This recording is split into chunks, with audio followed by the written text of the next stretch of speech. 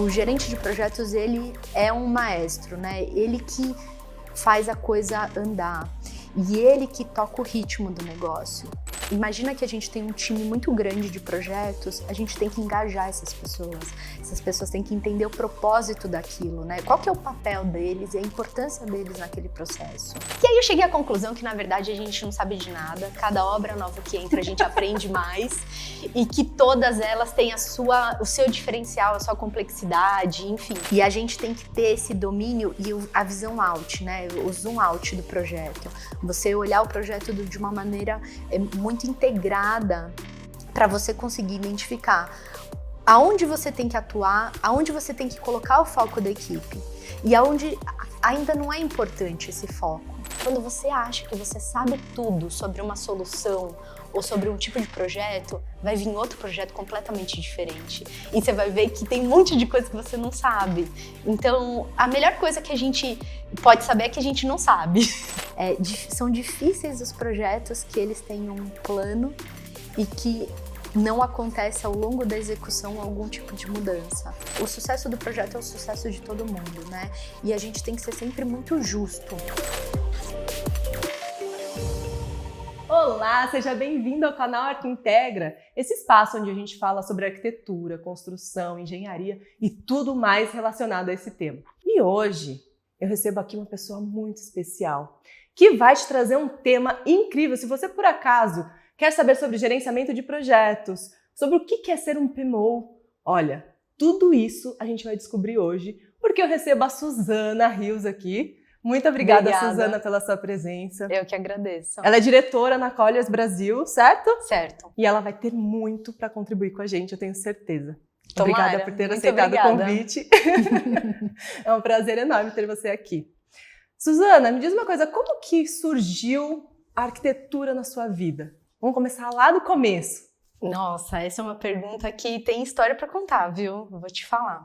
Na verdade, meu avô não é arquiteto, mas o meu avô era desenhista.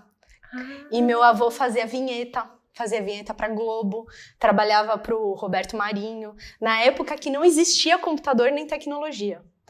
E a gente foi muito inserido nesse meio de arte, de assistir desenho animado, ser apaixonado pela Disney. E esse meio de arte sempre teve um pouco presente, mas muito voltado para o desenho animado. E eu gostava muito de arquitetura, decoração, e eu achava que uma coisa tinha um pouco a ver com a outra, né? Porque a arquitetura a gente estuda muito arte, né? A arquitetura é uma forma de arte. E aí eu pensava muito mais na decoração. E eu tinha uma professora de balé que um dia ela falou pra mim, ela se formou como arquiteta, e ela falou, olha, Suzana, eu te aconselho a fazer arquitetura, porque vai ser um curso muito mais completo, você vai ter mais opções, e você vai conseguir permear em outros lugares, inclusive na parte de arquitetura de interiores. Você ficava na dúvida de arquitetura ou engenharia ou tinha outras áreas relacionadas? Não, era ou arquitetura ou decoração. Ah, tá. Então eu queria fazer interiores mesmo, né? E aí ela falou assim, olha, acho que te dando uma recomendação, você podia fazer arquitetura. E isso era muito nova, eu tinha, sei lá, uns 14 anos. E aquilo ficou na minha cabeça e aí eu contei pro meu avô e meu avô achava aquilo sensacional, porque tem um pouco de relação e tudo, e ele foi uma das pessoas que mais, acho que me incentivou a isso. E aí eu resolvi fazer arquitetura. E quando eu fui para arquitetura, eu achava incrível os arquitetos. Assim, eu era apaixonada por alguns arquitetos. Rencourras, é o meu favorito, confesso. E os brasileiros, então, a Flávia Gasperini, e o Isai Weinfeld, o Rocco na época, que era o Rocco e o Vidal, eram arquitetos assim que para mim eram muito referência. E eu falava assim, nossa, um dia eu vou ter um escritório de arquitetura. Eu quero conceber projeto. E eu comecei a trabalhar em escritórios de arquitetura, como, né, fazendo projeto mesmo. Trabalhei muito em arquitetura hospitalar, passei por 3 escritórios de arquitetura hospitalar, que foi completamente diferente, né? Pensando quem queria fazer projetos mais conceituais. Sair de interiores para arquitetura hospital. Pois é. E eu ainda mirava muito trabalhar com esses caras, muito, assim. Só que aí um dia eu cheguei à conclusão que eu precisava ir para construção para entender como que aquilo se materializava, né? Sair um pouco do papel e ver como que aquilo era construído, né? Até para pensar em projetos mais funcionais, que fossem mais execuíveis. E aí, enfim, passei por esses escritórios de arquitetura hospitalar, foi uma experiência super bacana, porque é uma coisa assim, tem muita legislação, muita exigência de norma, né? Você tem distâncias que você tem que respeitar do leito, por exemplo, uma infinidade de instalações e tal, mas ficava muito no projeto. E eu era arquiteta projetista, não era arquiteta que acompanhava a obra, né? Então eu só desenhava, né? Assim, e aquilo me deixava um pouco frustrada, porque eu queria ver aquilo se materializar. E aí eu recebi um convite para ir para uma empresa que era de gerenciamento, e lá eu fui na época do boom dos shopping centers. Que quando tava o São Paulo tinha uma construção de shopping center a cada esquina, né? Era uma coisa incrível. E fui trabalhar dentro de obra, sendo coordenadora com o pé no barro mesmo, lá executando obra. E aí executei algumas expansões de shopping, na verdade, participei de um projeto do início. Largou o lado criativo? Larguei totalmente o lado criativo. Cheguei à conclusão que eu não sei fazer parte de interiores. A arquitetura de interiores não é meu forte. De fato. Inclusive, meu marido fala que quando a gente for, né, fazer o nosso apartamento do jeito que a gente quer, a gente vai contratar alguém. Porque eu acho que nada melhor do que você ter o especialista, né? Eu acho que, assim, eu respeito muito o espaço de cada um. Então, eu não vou me meter no que o outro é especialista, na verdade. E aí eu fui pra obra. E eu comecei a achar aquilo maravilhoso. Porque, assim, você começa a ver aquilo que está no papel se materializar. E eu tinha contato com o projetista, tinha contato com o cliente, tinha um contato com a construtora, e eu fazia a ponte entre todos ali. Então, eu conseguia aprender de todos os lados. Eu tinha acabado de me formar, então, quando eu me formei foi que eu migrei para essa área.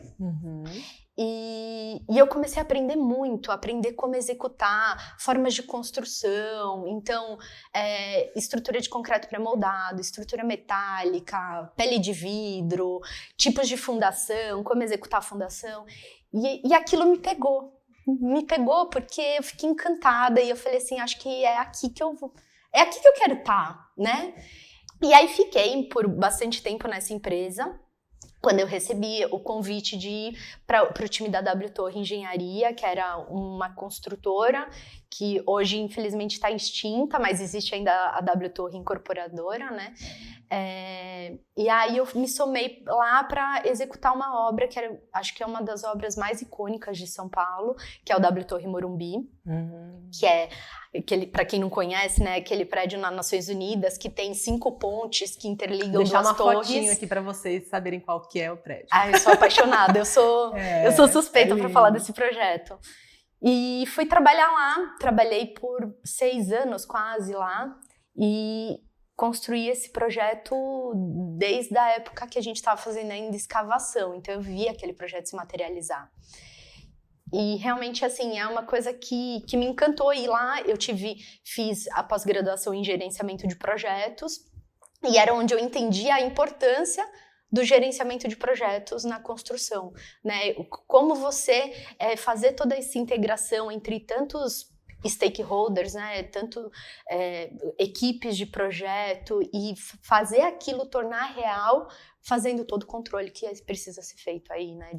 De escopo, custo, enfim.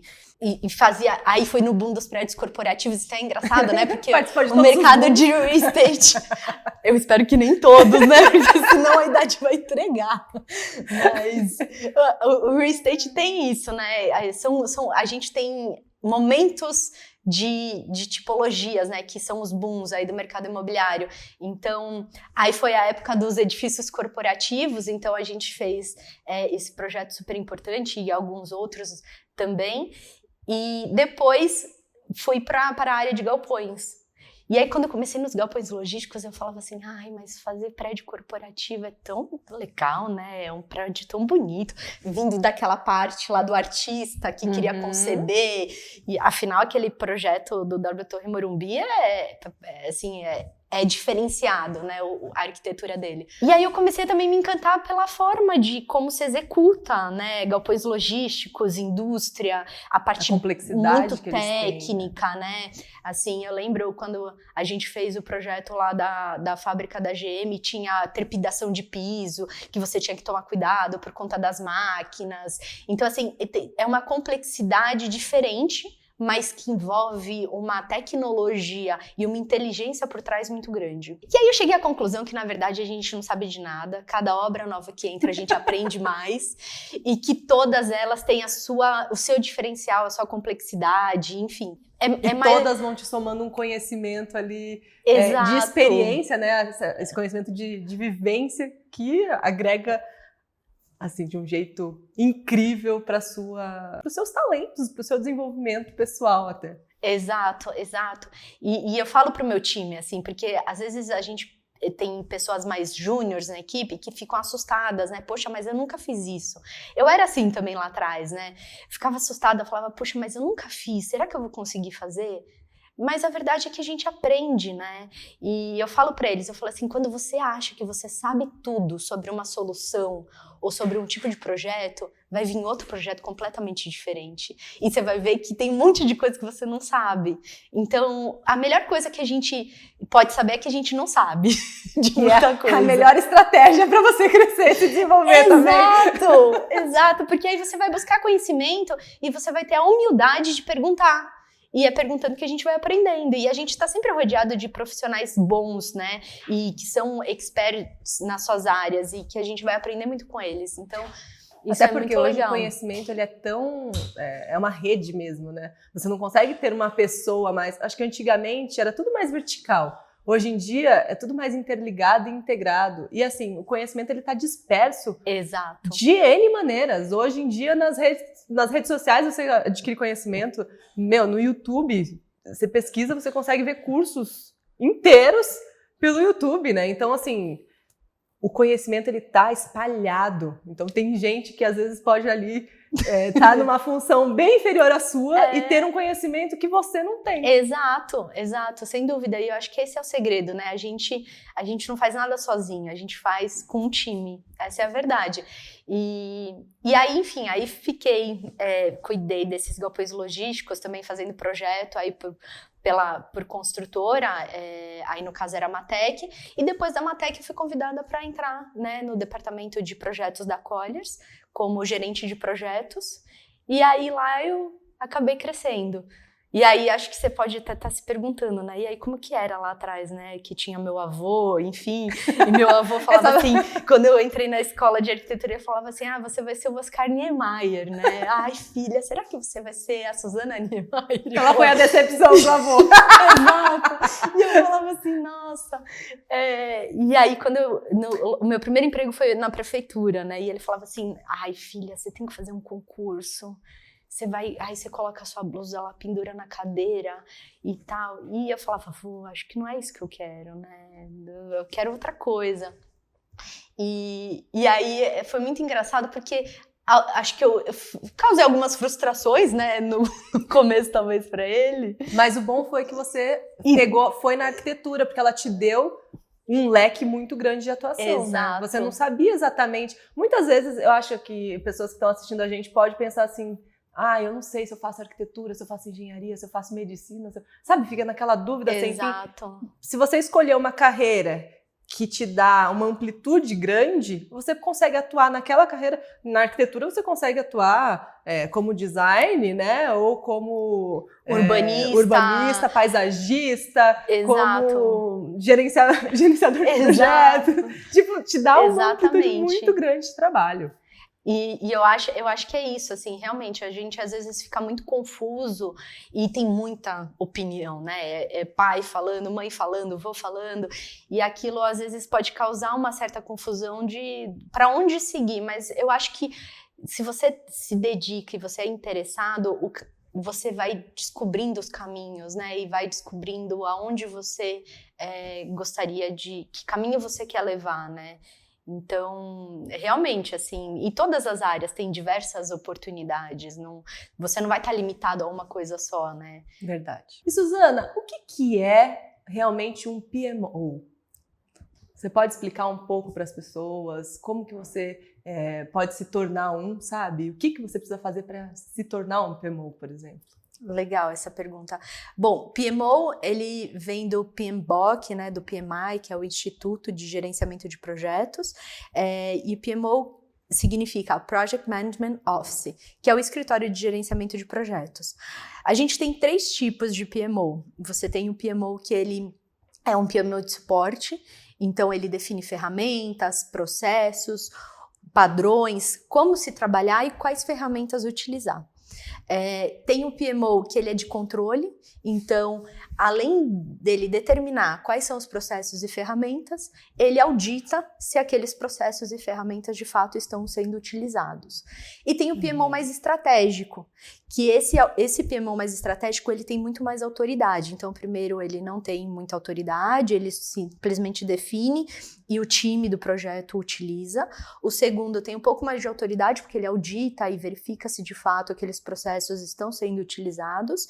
E o estratégico, na verdade, ele olha para a estratégia do negócio e os projetos que a empresa como um todo tem. Então, ele tem uma autoridade que ele define quais são as prioridades entre os projetos, quais projetos priorizar, quais projetos fazem sentido, quais não fazem, e ele olha para o todo desse portfólio de projetos de uma empresa, olhando mais com uma visão estratégica mesmo da empresa. Então, esses são os tipos de PMO. E aí, dentro do PMO, né, você tem os gerentes de projeto, que aí são os líderes, né, que cuidam e gerenciam, eles são como se fossem os maestros do projeto, né? Então, eles têm a equipe do projeto e gerencia toda essa equipe para garantir que o projeto tenha uma definição de escopo, um controle, né, do prazo, define o prazo, acompanha e garante que o prazo seja atendido, um controle de qualidade, um controle de custo, de acordo com o budget que foi definido. Então, esse PMO estratégico, ele pode ter diversos gerentes de projeto que atuam em cada projeto, garantindo que esses projetos de fato aconteçam e sejam entregues com sucesso. E tem eficiência no desenvolvimento completo dele. Exato, exato. E quais as características que uma pessoa precisa ter para se qualificar nessa área, sabe? Existe isso? Por exemplo, quando você vai contratar alguém, né? Provavelmente vocês fazem lá uma super seleção e você deve avaliar essa pessoa. Você vai escolher um gestor para o projeto. Quais as qualificações mais importantes na sua visão? É engraçado que eu vou te responder, porque essa pergunta é muito boa, porque assim, as pessoas acham que elas precisam saber tecnicamente, simplesmente, né? Que é o que a gente chama de hard skills. Então, se você é um gerente, a gente chama de PM, né? Que é o Project Manager, de um projeto de construção civil, você tem que ser um engenheiro e entender 100% de engenharia, né? De como a coisa se constrói. Mas não necessariamente só isso, né? Um gerente de projeto, obviamente, que além dele ter uma base de gestão de projetos, né? Estudar um pouco mais sobre gerenciamento de projetos, tem outras habilidades que são muito importantes. Comportamentais? Soft skills. Então, a gente tem que... Imagina que a gente tem um time muito grande de projetos, a gente tem que engajar essas pessoas têm que entender o propósito daquilo, né? Qual que é o papel deles e a importância deles naquele processo. Então, soft skills, o poder do engajamento, o poder de criar relacionamento é muito importante para garantir que o time do projeto todo esteja com o mesmo objetivo em comum, né? E que consiga entregar o projeto dentro do prazo, do custo, da qualidade e etc. E tem algumas outras coisas aí que eu posso dar de dicas, que são, por exemplo, como eu disse, né, o gerente de projetos, ele é um maestro, né, ele que faz a coisa andar, e ele que toca o ritmo do negócio. ele tem que ter muito claro quais são as prioridades, o que é urgente, porque tem uma grande diferença, né, entre o que é urgente e o que é importante. E às vezes as pessoas confundem a urgência com a importância. E o time do projeto... Dá um exemplo pra gente? Ai. Dá pra dar um exemplo de urgência e importância? Não, eu acho que isso é bem legal, porque é uma coisa que se confunde muito, urgência e importância. Sem dúvida. E você ali no controle, sabe? Sem dúvida. Eu acho que assim, por exemplo, urgente é aquilo que tem que acontecer o quanto antes. E se não acontecer, ele pode colocar o projeto em risco ou o prazo do projeto em risco. Então, se você deixar para amanhã, você perdeu o timing do negócio. Mas tem aquele item que ele é importante, que você não pode perder ele do tracking, mas ele não precisa acontecer amanhã. Se ele acontecer daqui uma semana, porque ele tem um prazo, vamos lá, obtenção de um AVCB. Ele é importante. Se você não tiver o AVCB, não protocolar o projeto não for aprovado, o bombeiro vistoriar e emitir o AVCB, você não inaugura, né, um projeto. Então, ele tem uma importância muito grande e você tem que acompanhar que isso aconteça. E garantir que, né, obviamente vai acontecer no prazo. Mas se, por exemplo, você tem uma data para protocolar esse projeto e essa data de protocolo é amanhã, isso é urgente. Porque isso está muito perto. Então, a gente tem que tomar esse cuidado, porque às vezes o importante, ele é importante, mas ele tem um prazo para acontecer, ele não precisa ser definido hoje. E se ele entrar antes do urgente, o urgente fica para trás. Exato, e o urgente que não era tão importante, acaba colocando o projeto em risco. Porque o urgente não era tão importante, mas ele passou a ser importante porque você perdeu o timing dele e ele virou urgente e importante. Então, eu acho que essa é a grande diferença e eu acho que esse é um grande desafio que a gente tem nos projetos. Porque como a gente é o maestro de tudo isso, as equipes estão sempre esperando. As equipes esperam o gerente do projeto ditar, né? E colocar o que é importante, o que é urgente, quando que isso precisa ser feito. E a gente tem que ter esse domínio e a visão out, né? O zoom out do projeto. Você olhar o projeto de uma maneira muito integrada para você conseguir identificar aonde você tem que atuar, aonde você tem que colocar o foco da equipe e aonde ainda não é importante esse foco. Então, eu falo muito pro meu time, assim, a gente sempre tem que olhar o que é urgente, o que tinha que ter acontecido, e aconteceu ou não aconteceu, então isso é crítico, porque ele tinha um prazo e não aconteceu, e o que está para acontecer nos próximos dias, né? Então, aquilo ali são os próximos passos mais importantes para aquele momento. Mas e o que é importante que a gente tem que deixar no track, mas talvez não seja a hora de eu levantar uma bandeira, porque senão eu tiro o foco do time do projeto daqueles itens que precisam acontecer dentro daquele momento.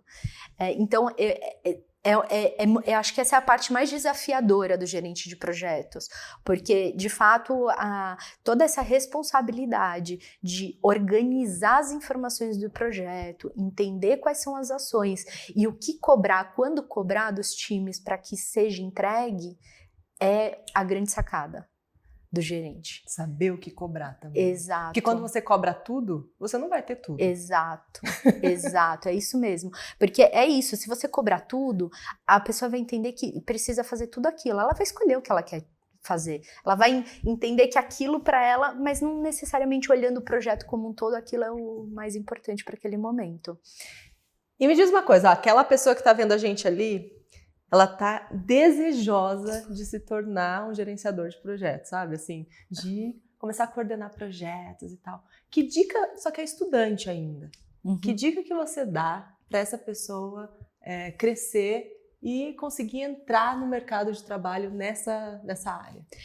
Eu acho que, assim, estudar sobre gestão de projetos é sempre importante. Tem alguns livros super bacanas da Fundação Getúlio Vargas que abordam todos os temas que envolvem que a gestão de projetos envolve. Talvez até, dependendo do momento que essa pessoa está, fazer uma pós-graduação, um curso rápido em gerenciamento de projetos, mas o que eu aconselho é não ficar somente no gerenciamento de projetos somente, né? Então, por exemplo, estudar um pouco de storytelling é uma coisa super importante, porque o gerente de projetos, ele conta histórias a todo tempo. Ele tá sempre, de novo, no engajamento, ele tá sempre contando uma história. Ele tem que reportar um status, ele tem que ter o poder de convencimento, apresentar o projeto como um todo para o time. Então, ele tá sempre contando um pouco, né, de histórias. E também conhecer um pouco de gestão de mudança, porque hoje a gente anda num cenário de constante mudança, né? Ainda mais depois da pandemia. São difíceis os projetos que eles têm um plano e que não acontece ao longo da execução algum tipo de mudança. Então, conhecer um pouco de gestão de mudança e saber lidar com as mudanças é uma coisa muito importante.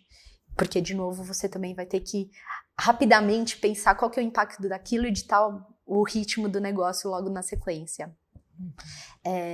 Acho que isso são acho que as dicas mais importantes, e estudar um pouco de metodologia ágil.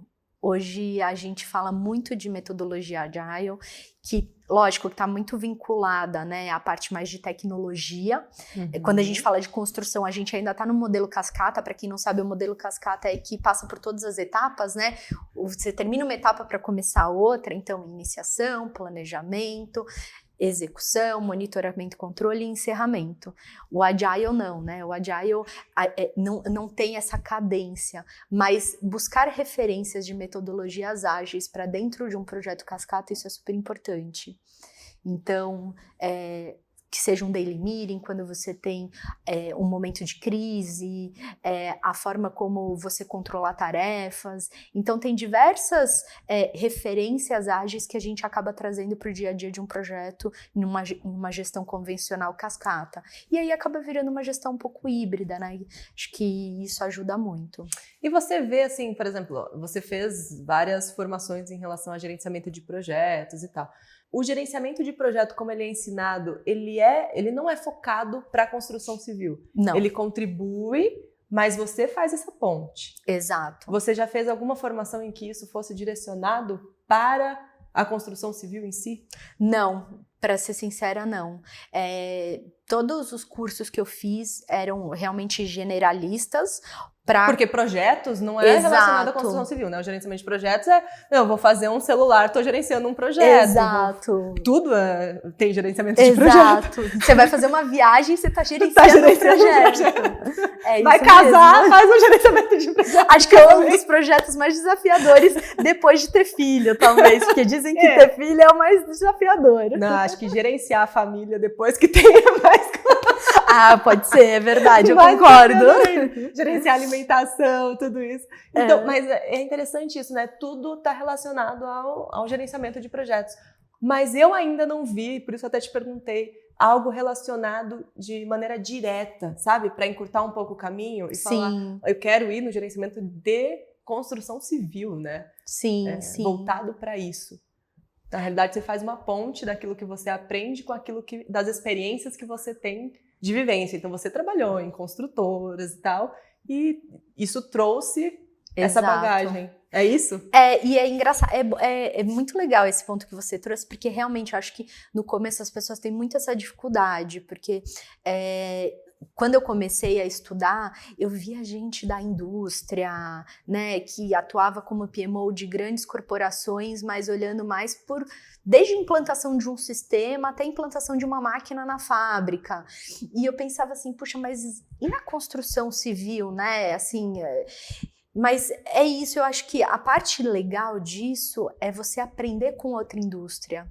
Tem indústrias que estão até mais avançadas do que a nossa, né, nessa parte de tecnologia, de formas de controles. Então a gente tem muito referência, né, por exemplo, o modelo Toyota, tem outras referências que a gente tem de indústria que a gente pode trazer para cá, né?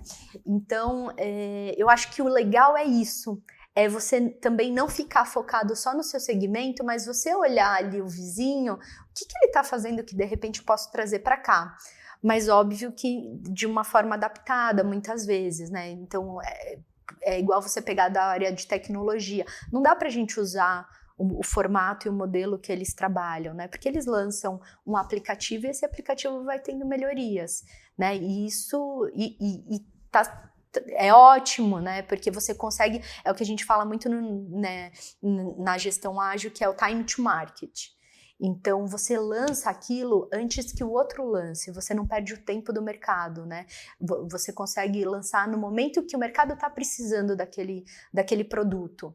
Na construção civil, é um pouco diferente, porque eu não posso fazer metade de um prédio, colocar as pessoas lá. Mas tem outras formas também, né? De olhar para como a tecnologia faz essa gestão e como que eu posso trazer para cá. Né? Então, começar entregar um prédio e começar algumas operações de forma mais tímida, e aí eu vou crescendo ao longo das necessidades. Então, tem algumas formas aí da gente trazer isso que é o bacana. Mas, realmente, particularmente, eu não conheço nenhum curso de gerenciamento de projetos focado só em construção civil. Mas acho que vou pesquisar sobre, né? se existe. Olha, vou te falar o seguinte, se você quer saber mais sobre isso, eu vou deixar um link aqui embaixo, porque em breve virão novidades por aqui, tá bom? Então já se inscreve para você receber essas novidades. E você teria, assim, dicas de ferramentas que são mais utilizadas nessa área de gerenciamento de projetos, para deixar para o pessoal como uma orientação? Tenho sim. Hoje a gente fala muito da inteligência artificial, né? E aí a gente tem ferramentas como o Monday, que a gente usa bastante, tem o Planner, que aí é da Microsoft. Então, assim, as empresas hoje de tecnologia, eles oferecem uma infinidade aí de opções de ferramentas. Eu acho que o segredo da melhor ferramenta é aquela que o time vai utilizar. É aquela que você tem certeza que vai funcionar para aquele time de projeto, né? E que a pessoa criou já habilidade com ela. Exato. Porque é isso, você tem que, além de tudo, engajar o time para usar aquela ferramenta. E no começo é sempre mais difícil. Então, uma ferramenta que seja friendly, né, que é amigável, para que as pessoas saibam utilizem com facilidade. A gente tem alguns sites também de gerenciamento, né, de projetos que a gente usa. Isso, na verdade, desde lá de trás, como Constru Manager, que pode auxiliar também. E hoje em dia, falando até um pouco de inteligência artificial, existem hoje já ferramentas que, por exemplo, geram atas de reunião. Então, que elas transcrevem a ata de reunião e enviam para você. Obviamente que você tem sempre que dar uma olhada, né? Uma corrigidinha, porque pode entender um pouco errado. Exato. Né? Fazer porque eles registram a reunião como um todo, né? Você não resumir ali, mas tem ferramentas hoje, uma infinidade de ferramentas super bacanas e que te ajudam a controlar tarefas e obter dados, né, dos projetos, que eu acho que o maior segredo hoje é o que vocês mais utilizam da inteligência artificial hoje lá na Colliers para benefício no gerenciamento de projetos? A gente usa muito o Monday, isso aí com um time específico, a gente usa o Monday. O que faz o Monday? O que a gente usa no Monday? A gente usa desde controle de tarefas, então controlar todas as tarefas que estão acontecendo no projeto. O que isso é legal, né? O que essas ferramentas geram? Se amanhã a Suzana está de férias, e eu tenho um outro PM, né, no lugar da Suzana, por exemplo, esse PM, que é o gerente de projetos, vai saber todas as ações que estão acontecendo, quando que elas precisam ser entregues. Então, o controle de tarefas. Tem toda a parte de cronograma, quais são as atividades que estão acontecendo, quais estão atrasadas, quais não estão. A gente usa muito também para a matriz de responsabilidades, então para definir papéis e responsabilidades entre os times. E o que é legal é que você pode marcar as pessoas, né? Então você marca as pessoas vão através de um comentário, recebem uma notificação e já te respondem, ou seja, você reduz o número de reuniões ou de mensagens ou de e-mails através da ferramenta, porque a pessoa já vai lá e responde automaticamente para você. O Google tem, né, também muito fácil isso, porque você trabalha na nuvem, então ele tem os sheets e tem o PowerPoint deles lá no caso, que aí você também pode trabalhar ao mesmo tempo diversas pessoas na nuvem trabalhando numa única ferramenta, numa única apresentação. E o Monday, ele também, voltando um pouco no Monday, ele gera os dashboards. Então, que o Planner também faz.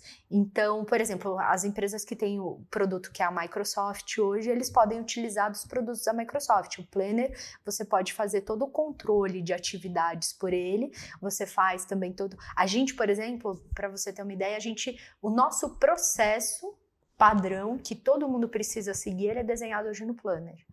Então, se hoje... E por que isso é legal? A gente...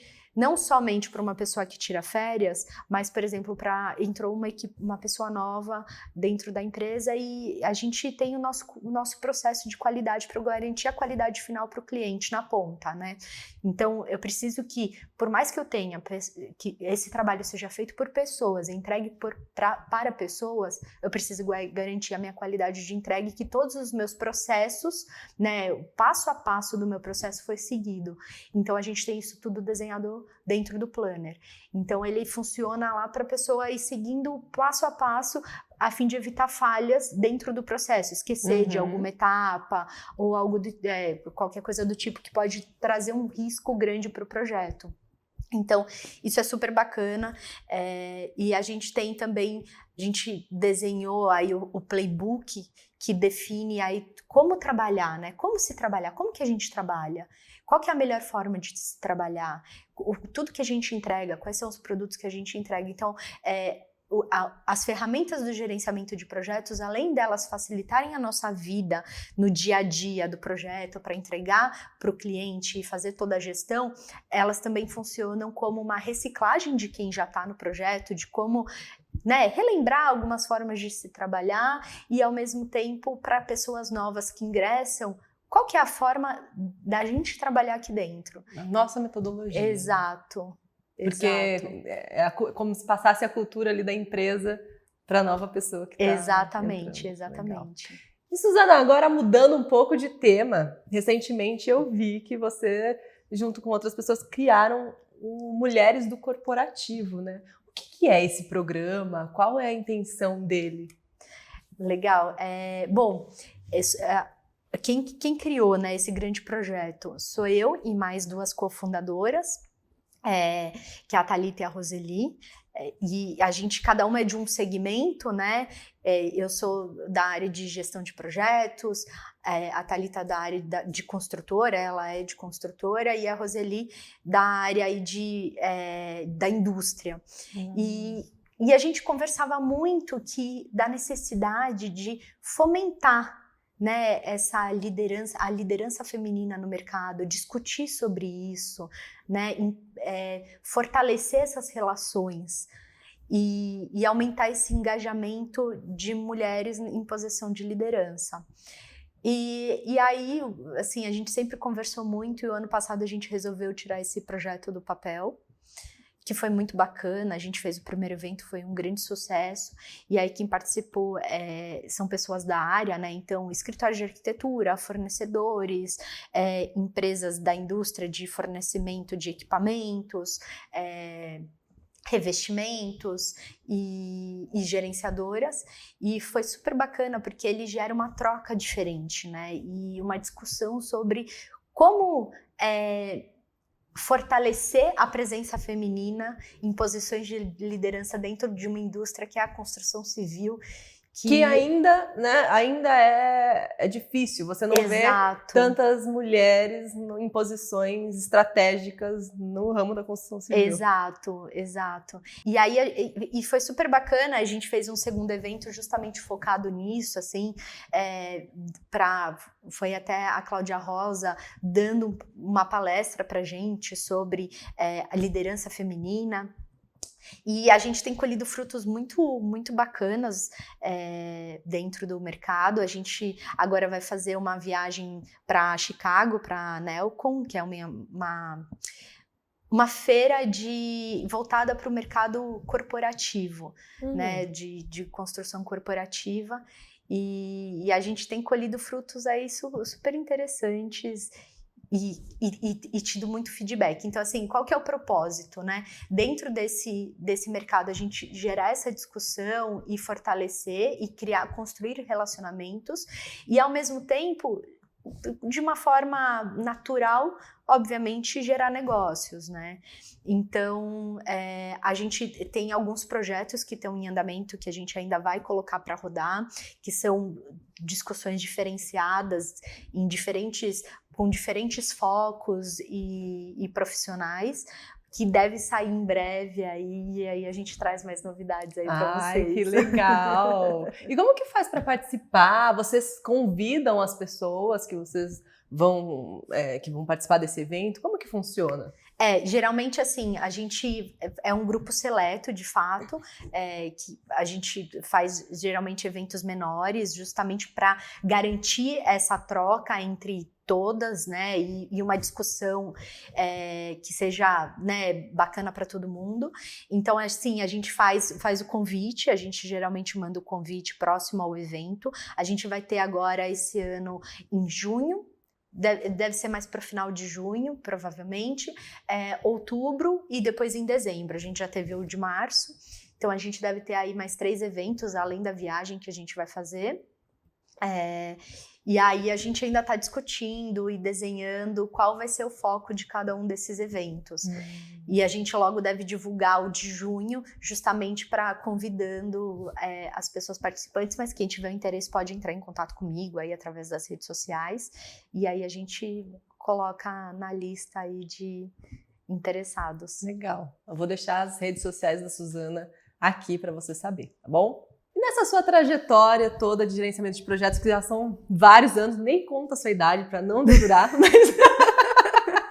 Não, nem gostaria de contar. Mas você já vivenciou alguma experiência de resultados significativos com algum cliente que, assim, inclusive trouxeram fidelização dele com você, sabe? Sim. Assim, tem 3 casos, eu vou tentar contar de uma forma sucinta, porque senão a gente fica aqui até amanhã. Mas teve o caso do projeto do W Torre Morumbi, que eu comentei no começo, que aí não é nem por uma questão de custo, eu acho que foi o grande desafio, né, tecnológico de construção, que a gente, durante a etapa de desenvolvimento do projeto, teve que pensar numa solução. Como executar aquela ponte? Como içar uma ponte daquele tamanho, com estrutura metálica, numa altura, né, acho que a mais alta deve ter em torno de uns 90 metros de altura do piso, algo assim. Então, foi bastante desafiador. E aí o segredo, né, é aquilo que a gente falou no começo. Um projeto é feito por um time. Então, os especialistas, né, cada um com a sua especialidade lá, de estrutura metálica, concreto, pele de vidro, e a gente sendo o grande integrador daquilo para garantir que a melhor solução saísse do papel e depois ela virasse a realidade. Uhum. Então, ali acho que eu não podia deixar de mencionar, né, porque acho que é um projeto aí que eu tenho um carinho especial, mas falando de projetos mais recentes, quando eu ainda era gerente de projetos, teve um projeto muito interessante que foi feito bem na minha transição entre assumir o departamento e deixar de gerenciar projetos somente, né?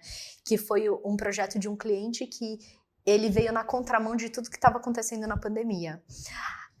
Quando a pandemia se instaurou, enfim, todo mundo queria sair dos escritórios, tinha empresa querendo desmobilizar escritório, né, devolver, e essa empresa, eles queriam um formato diferente, eles estavam no coworking e queriam seu escritório próprio para receber os clientes. E quando a gente estava fazendo equalização para contratar a construtora, foi que a pandemia chegou e deixou todo mundo de home office, e mesmo assim o cliente quis continuar com esse projeto, e foi muito desafiador, porque a gente estava num cenário que a gente não sabia o que ia acontecer.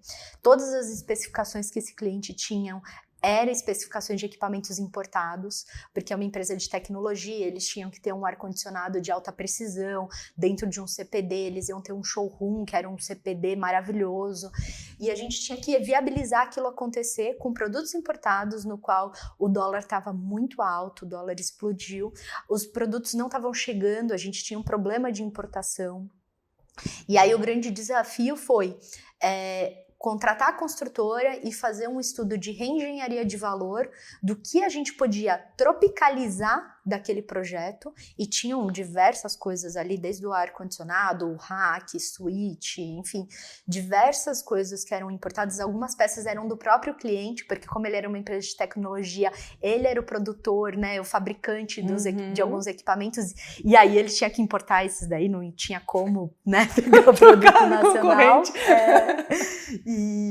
E foi um grande desafio. Além de tudo, a gente estava num edifício corporativo que foi super difícil aprovar o sistema de ar-condicionado, atrasou horrores. Eu sei que, como um resumo da história, esse projeto ele tinha um valor aí de em torno de uns 5 milhões para a implantação de um escritório corporativo aí de mais ou menos 500, 700 metros quadrados. E a gente tinha que viabilizar tudo aquilo acontecer, e era um valor expressivo, e por conta de tudo isso, né, demora do condomínio em aprovar, algumas coisas dos equipamentos, a construtora apresentou uma conta pra gente, que eles iam atrasar o projeto, e apresentou uma conta pra gente de em torno de uns 200 mil reais, e a gente foi entender o que eles estavam apresentando, e a gente sempre, eu acho que assim, o sucesso do projeto é o sucesso de todo mundo, né, e a gente tem que ser sempre muito justo. E aí a gente foi entender o que era aquilo, e a gente viu que tinha algumas coisas que não estavam fazendo sentido. A gente trouxe para o cliente uma economia e um save de 140 mil reais. Essa change order, que era de 200 mil, virou uma change order de 60 mil reais. E o prazo que a gente tinha ia atrasar, eles estavam pleiteando aí em torno de 3 semanas a mais da entrega do projeto, e a gente conseguiu puxar e atrasar 1 semana, porque o condomínio demorou 1 mês para aprovar o projeto do que a gente estava prevendo. Então, a gente conseguiu aí, com jogo de cintura, entender com a construtora como que a gente podia ajudar também para, né, fazer a coisa acontecer e ter o menor impacto possível na entrega do projeto. Então, apesar de ter tido um atraso, mas que era um atraso que, de fato, não dependia da construtora, teve atraso, eles demoraram para entrar na obra por conta do condomínio, o cliente tinha um processo de faturamento, de emissão dos pedidos que era muito burocrático e também atrasou. Então, foram vários, era quase como um acidente de avião, né? Eram várias coisas acontecendo que estavam fomentando para aquele atraso acontecer. E aí, se a gente refletisse no cronograma, simplesmente, né, se atrasou 1 mês, vai atrasar 1 mês, né? E aí a gente conseguiu reduzir esse atraso que era de 21 dias em 7 dias. E foi um sucesso, o cliente recebeu o espaço, assim, de uma forma muito bacana, eu fui super contente, ele estava super feliz, e a gente ainda na pandemia entregou o projeto, e enquanto todo mundo estava saindo do escritório, ele estava ocupando o escritório. Fora que a gente tinha um monte de novidade, né? De como fazer o projeto durante a pandemia, a gente tem que colocar barreiras, tem que ter distanciamento das mesas. Então, assim, a gente teve diversos desafios, e a gente teve a satisfação do cliente aí garantida. E, além de tudo, foi um projeto certificado, que a gente fez a certificação Fitwel de bem-estar. Olhando aí mais, né, para a qualidade do colaborador, e foi um super sucesso, e eles adoraram o projeto, e virou um case global, porque esse cliente é global, e virou um case global porque era um projeto muito diferente do que eles estavam fazendo globalmente. Então, foi muito bacana. E é um exemplo clássico que o gerenciamento de projetos, ele funciona, né? Exato. Porque, assim, às vezes a gente acha que, grandes empresas muitas vezes não têm um gerenciamento de projetos de qualidade, né? Exato. E aí perde dinheiro, perde tempo, perde qualidade por não dar atenção a isso. Porque o que eu poderia ter feito era ter falado para o cliente assim, olha, atrasou 1 mês, a obra consequentemente vai atrasar 1 mês. E acabou, né? E não, o meu valor agregado é justamente esse. Vem um custo adicional. O que é esse custo, né? Ele faz sentido para o que está acontecendo. A gente tem que olhar no detalhe, negociar, entender com a construtora, porque também o que é justo, né? Se a construtora foi sofreu uma mudança e que aquilo vai custar mais caro, lógico que também faz sentido, mas será que faz sentido realmente esse custo todo, né? Então a gente teve um trabalho muito, e aí, obviamente, com todos os parceiros, e a construtora também foi super parceira, entendeu também o nosso ponto de vista, e aí a gente construiu junto, entendeu o que fazia sentido levar para o cliente como um aditivo de preço e como o aditivo de prazo. E aí, lógico, né? Óbvio que um atraso de um mês, ele vira um atraso no final só de 7 dias, mas porque tem todo um trabalho ali de um plano de ação, como você tratar aquilo, e foi mudança foi de um estratégias sucesso. nas execuções, talvez. Exato. Bacana. Suzana, muito obrigada por todo esse conteúdo que você disponibilizou aqui pra gente, contribuiu muito. E agora eu quero deixar a última pergunta para você. O que você... E é surpresa essa. Não! Quem é gerente de projeto não pode com isso. Não, gerente de projeto tem ali, ó, tudo planejado. Como você vê a gestão de projetos daqui 20 anos? Você vê evoluções significativas? Ou você acha que é um modo de gerir que ele é mais estagnado, sabe? Que sempre vai ser da mesma maneira? Como você enxerga isso? Eu acho que assim, o gerenciamento de projetos ele já passou por muitas evoluções e é um mercado que tem muito ainda para crescer e muito para evoluir. Dentro da construção civil, acho que ainda mais do que em outras indústrias. Eu vejo que a inteligência artificial chegou para ficar, então se você não conhece de inteligência artificial, é importante que você conheça. Isso em qualquer mercado, em qualquer profissão. Não tenha medo, né? Porque Exato. Às vezes vai me substituir, mas nunca vai substituir uma cabeça pensante. Não tem como fazer essa substituição. Exatamente. E na verdade ele vem para somar.